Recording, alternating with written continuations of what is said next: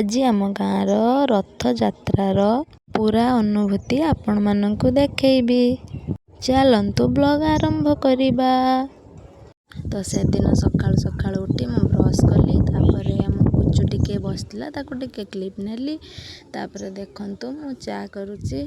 ଚା ଆମର ଚୁଲିରେ ହୁଏ, ତ ଚା କରିଲି। ଚା କରିସାରିଲା ପରେ ପୁଣି ପୁଚୁ ସହ ଟିକେ ଖେଳିଲି। ଖେଳି ସାରିଲା ପରେ କ୍ଷୀରବାଲା ଆସିଲା, ତାଙ୍କୁ ଟିକେ କ୍ଷୀର ଦେଇଦେଲି। ତାପରେ ଫୁଲ ତୋଳି ପକେଇଲି। ବୋଉ ମନ୍ଦିର ନେଇକି ଯିବ ବୋଲି କହିଲା। ଆସ ଯିବୁ, ଆସ ମନ୍ଦିର ଯିବୁ। ହଁ ସେ ଅନେଇଛି କ୍ୟାମେରାକୁ।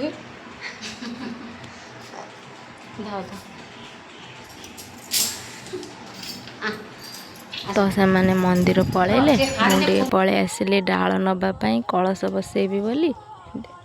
ସବୁ ଡାଳ ଆଣି ସାରି ପୂଜା ପାଇଁ ଠାକୁରଙ୍କ ପାଖରେ କଳସୀ ଯେଉଁ ବସିବ, କଳସୀରେ ଡାଳ ସବୁ ସଜେଇ ଦେଇ କଳସୀରେ ଡାଳ ସବୁ ସଜେଇ ସାରିଲା ପରେ ତାପରେ ଧାନ ଦେଇ କଳସକୁ ବିଧି ଅନୁସାରେ ବସେଇ ଦେଲେ। ତ ଏମିତି କଳସ ବସେଇ ସାରିକି ସବୁ ପ୍ରସ୍ତୁତି କରିସାରିଲା ପରେ ମୁଁ ପୂଜା ଆରମ୍ଭ କଲି। ଯେମିତିକି ଚନ୍ଦନ ଲଗେଇଦେବା, ତ ଫୁଲ ଦେବା, ଠାକୁରଙ୍କ ପାଖରେ ଭୋଗ ଦେବା। ଏମିତି ଆପଣମାନେ ତ ଜାଣିଥିବେ, ତଥାପି ମୁଁ ମୋର ଡେଲି ବ୍ଲଗ୍ରେ ଯେମିତି ଦେଖେଇବା କଥା, ତ ସବୁକିଛି ଟିକେ କ୍ୟାପଚର୍ କରିବାକୁ ଚେଷ୍ଟା କଲି। ତାପରେ ଆମ ଗାଁରେ ଥିବା ମନ୍ଦିର ଯିବା ପାଇଁ ବାହାରି ପଡ଼ିଲି। ମୋ ସାଙ୍ଗ ସେପଟେ ଠାକୁରମାନଙ୍କ ପାଇଁ ହାର ଗୁନ୍ଥୁଥିଲା, ତ ତାପରେ ଆମେ ହାରକୁ ନେଇ ଆମେ ମନ୍ଦିରକୁ ବାହାରି ଗଲୁ। ଦେଖନ୍ତୁ ଏଇଟା ହେଲା ମା ତାରିଣୀଙ୍କ ମନ୍ଦିର। ତାପରେ ଆମେ ଆସି ଜଗନ୍ନାଥ ଠାକୁରଙ୍କ ମନ୍ଦିର ପାଖରେ ପହଞ୍ଚି ଗଲୁ। ଦେଖନ୍ତୁ ଏଇଟା ହେଲା ଆମର ଜଗନ୍ନାଥ ଠାକୁରଙ୍କ ମନ୍ଦିର। ଏଠି ବଳଭଦ୍ର, ଜଗନ୍ନାଥ, ମା ସୁଭଦ୍ରା ସମସ୍ତେ ଅଛନ୍ତି।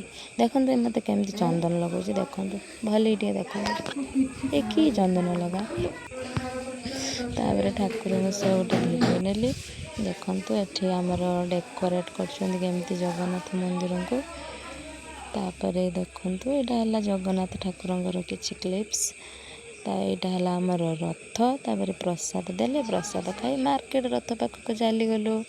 ମାର୍କେଟରେ ଯେଉଁ ରଥ ହୁଏ ହେଲା, ସେ ଅଲଗା ଗାଁର ରଥ, କିନ୍ତୁ ଆମ ଗାଁରେ ହେଲା ତାଙ୍କର ମାଉସୀ ବାଡ଼ି ହେଲା। ତ ସିଏ ଆମ ଗାଁର ମାଉସୀ ବାଡ଼ିକୁ ଆସନ୍ତି।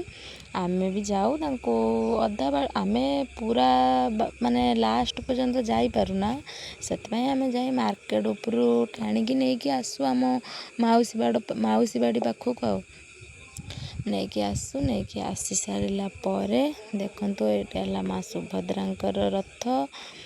ତ ଦେଖନ୍ତୁ ଏମିତି ଲୋକ ଗହଳି ହେଇଛନ୍ତି। ଏଠି ଡିଜେ ବି ବାଜୁଛି, ବାଣ ଫୁଟୁଛି, ସବୁ ପ୍ରକାର ବ୍ୟବସ୍ଥା କରିଛନ୍ତି। କିନ୍ତୁ ବର୍ଷା ପ୍ରବଳ ହେଉଥିଲା, ସେଥିପାଇଁ ଲୋକ ଟିକେ କମ୍ ଆସିଛନ୍ତି। ବହୁତ ଲୋକ ହୁଅନ୍ତି ହେଲା, କିନ୍ତୁ ବର୍ଷା ହେଉଛି ବୋଲି ଟିକେ କମ୍ ଲୋକ ଆସିଛନ୍ତି ଠାକୁରଙ୍କ ପାଖକୁ। ଠାକୁର ଆସି ପହଞ୍ଚିଗଲେଣି। ଦେଖନ୍ତୁ ଏଇ ମନ୍ଦିରର ଏଇଟା ହେଲା ଜଗନ୍ନାଥ ଠାକୁରଙ୍କର ମାଉସୀ ବାଡ଼ି ହେଲା। ତ ଏଠି ଦେଖନ୍ତୁ ଜଗନ୍ନାଥ ଠାକୁରଙ୍କୁ ରଥରୁ ଓହ୍ଲାଉଛନ୍ତି। ତ ଲୋକ ଆହୁରି ବହୁତ ହୁଅନ୍ତି। ଏଇ ବର୍ଷ ଟିକେ ବର୍ଷା ହେଉଛି ବୋଲି କମିଯାଇଛନ୍ତି। ଏଠି ମୋ ସାଙ୍ଗମାନେ ଛିଡ଼ା ହେଇଥିଲେ, ତାଙ୍କର ଟିକେ ନେଇଗଲି କ୍ଲିପ୍ସ ଗୋଟେ। ତାପରେ ଦେଖନ୍ତୁ 3 ରଥ ଛିଡ଼ା ହୋଇଛି।